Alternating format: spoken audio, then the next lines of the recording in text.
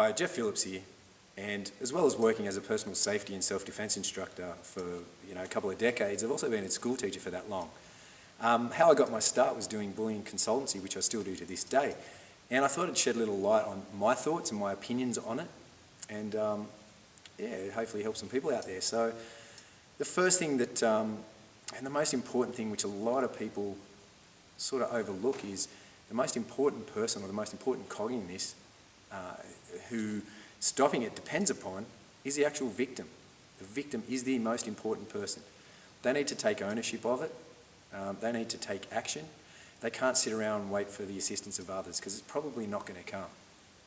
Now, in my dealings and in what I've seen, the way to stop bullying occurring is that all those positive emotions and whatnot that someone gets or a bully gets from victimising someone, they need to be replaced with something negative. They need to get some negative feelings out of that. So pretty much, the victim is the one that's there in the thick of it, and they're in the trenches, and they're the ones with the most opportunity to do that. Now, as I said earlier, I've been a school teacher for a long time, and I was really vigilant when it came to bullying. Like, I really went out of my way to make sure it didn't occur in any of my classes, but you know what, I failed, because when you've got 30 odd kids in a class and you're over at one end dealing with some, you can't see what's going on over at the other end. So it's impossible.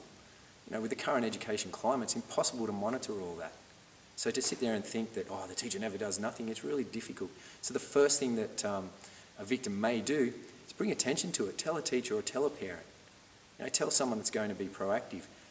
Every teacher I know, that if someone approached them and said, this person's giving me a hard time doing this, that and the other, would absolutely step forward and try and stop it. None of them take pride in seeing people suffer. So, we're on your side. There's a couple of other things that you can do as well to help stop it. But again, it depends on the individual stepping up. You could also enlist the help of friends and others to assist you. This may be difficult because a lot of people who are victims of bullying are a little bit socially awkward and may not have a large circle of friends. But, most normal human beings, decent human beings, if they see someone suffering, will step up and assist. So, it's worth a shot. Another thing they could do is potentially outwit or outsmart them and even embrace what they're saying. When I was young, I used to get picked on all the time for having skinny legs, and that bothered me to the point where I never wore shorts. And then one day, I sort of, instead of fighting this and getting upset about it, I remember someone gave me a hard time about it, and I said, you know what, I do have skinny legs, but my skinny legs make me run faster than you, jump higher than you, and kick harder than you. So, you know what, I'd rather have mine than yours. And then I also went on to say that, I'm a little bit concerned that you're taking so much interest in my body. Is there something you're not telling us? So again, I flipped it around and made a negative reaction from them, giving me a hard time, and it sort of seemed to exacerbate it whenever I was able to do that. And just embracing it, other times people would say it to me and I would just say, so does Michael Jordan. Well, back in those days, so does Carl Lewis. Skinny legs too, and look what they're doing. Today you might say Kevin Durant. Plenty of little things, just think about, listen to what they're giving you a hard time about and work out a way. The last thing that I think you can do, and I encourage people to do, however, I'm not encouraging violence, but sometimes violence is the only solution. It's not acceptable in a schooling context, but if you go, in a greater section than school in society, for example, everyone has the right to defend themselves. If you're potentially going to get hurt, you have the right to step up and to do something, to physically engage, to try and prevent that happening. It's a natural, it's a right.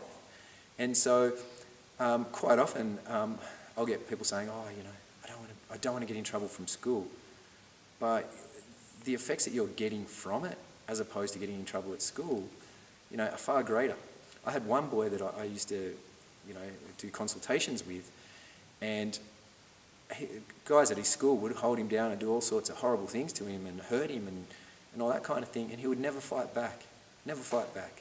In that instance, it's beyond school. It's more self-defense, self-preservation.